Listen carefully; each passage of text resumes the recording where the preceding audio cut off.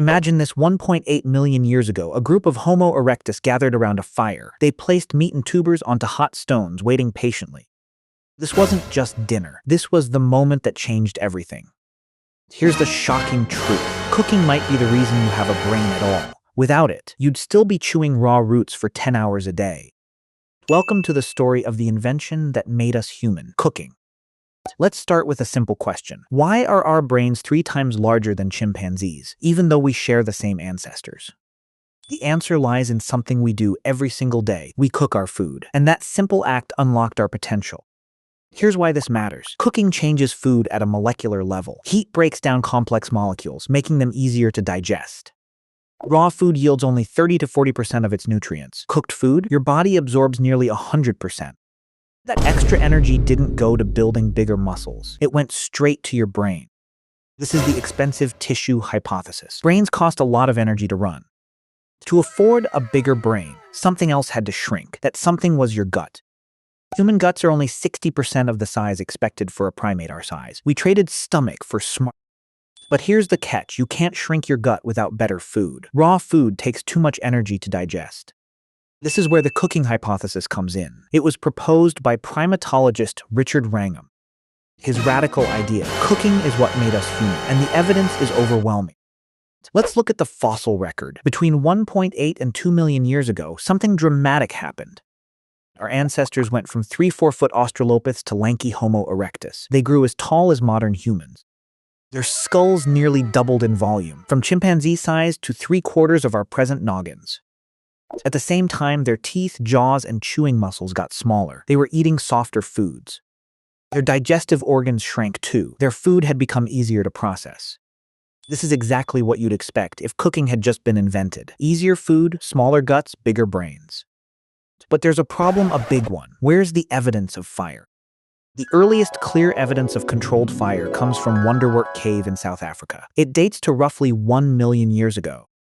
That's almost 1 million years after Homo erectus appeared. So how did they cook without fire? Some archaeologists argue fire use started later, around 400,000 years ago. They say the evidence before that is just accidental wildfires. But defenders of the cooking hypothesis have a counter-argument. Early campfires would have been small and outdoors. Their ashy traces would have blown away in days, not survived 2 million years. So absence of evidence is not evidence of absence. And there's more evidence. A 2011 study found that modern humans spend only 4.7% of their day eating. Based on primate patterns, we should spend 48% of our day chewing food. That's a huge difference.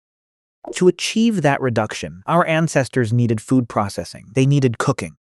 But here's something you probably haven't heard. Cooking might not be the whole story. There's another candidate. A recent 2023 study proposed the external fermentation hypothesis. Fermentation could have kickstarted brain expansion. You see, fermentation also increases nutrient bioavailability. It breaks down toxins, making food safer and more nutritious. It can increase B vitamins by up to 10 times, and it breaks down anti-nutrients like phytate. Fermentation can even make poisonous foods edible, like bitter cassava. Without it, people would die. The beauty of fermentation: it doesn't require fire, it just requires storage containers.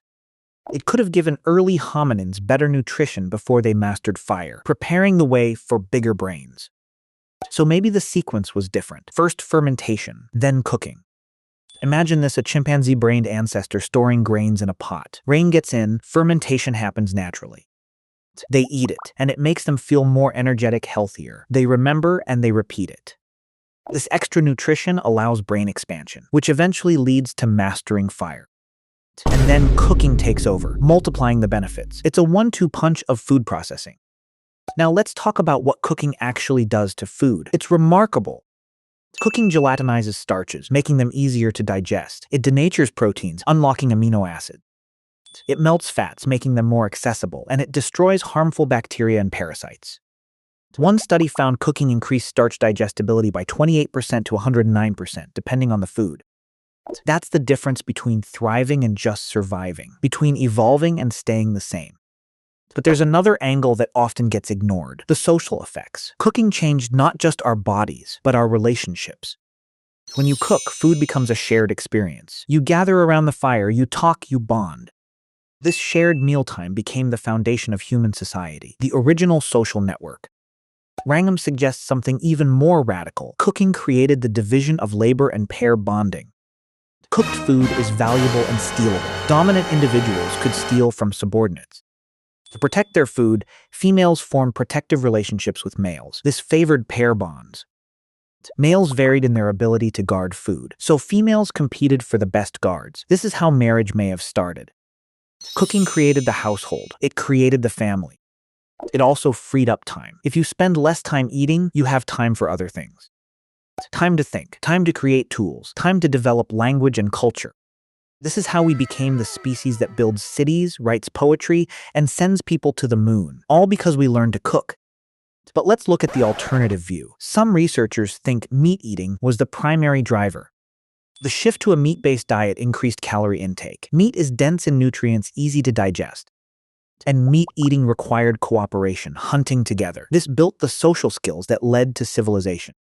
So maybe the sequence was different. First meat, then fire, then cooking, all working together. There's also evidence that Neanderthals cooked their food, and they didn't always have fire. Some Neanderthal sites show clear evidence of hearths. Others show no fire at all, suggesting they could survive without it. They might have cooked when it was convenient, but didn't depend on it the way we do. This raises a question. When did cooking become obligatory? When could we no longer survive without it? The evidence suggests modern humans are obligate cooks. We cannot survive and reproduce on raw wild food. A study of raw foodists found that over 50% of women on all raw diets stopped ovulating. Their bodies couldn't support pregnancy. Raw foodists also have dangerously low BMI. They're chronically energy deprived. And these are people eating domesticated, high-quality food, not wild, fibrous plants.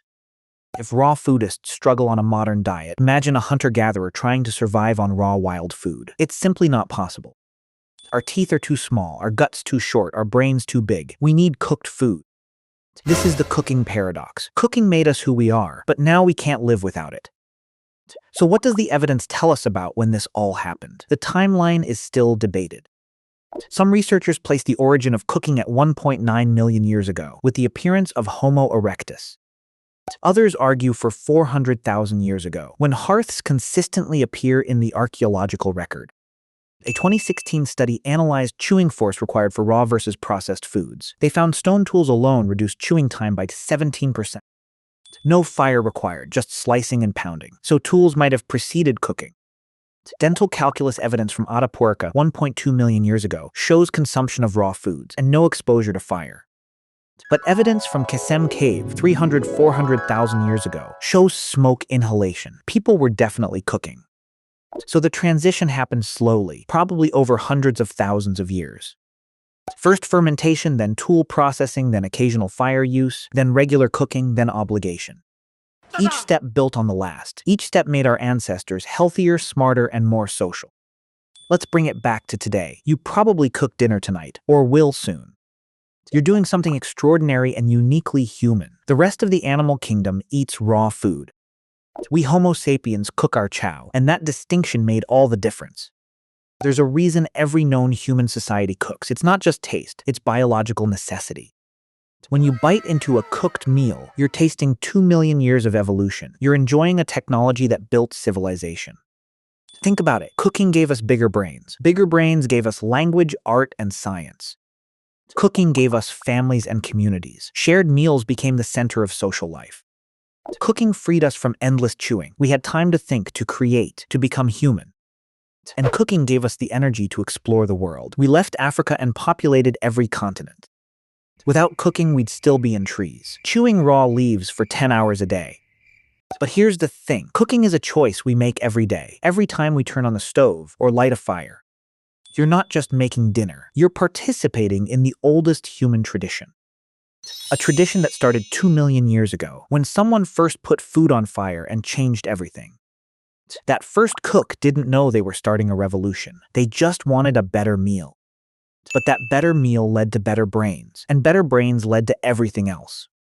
So next time you cook a meal, or even microwave a cup of noodles, remember, you're doing something that made us human. We are what we eat, but more importantly, we are how we eat. And we are the only species that cooks. That's not just a habit, that's our superpower.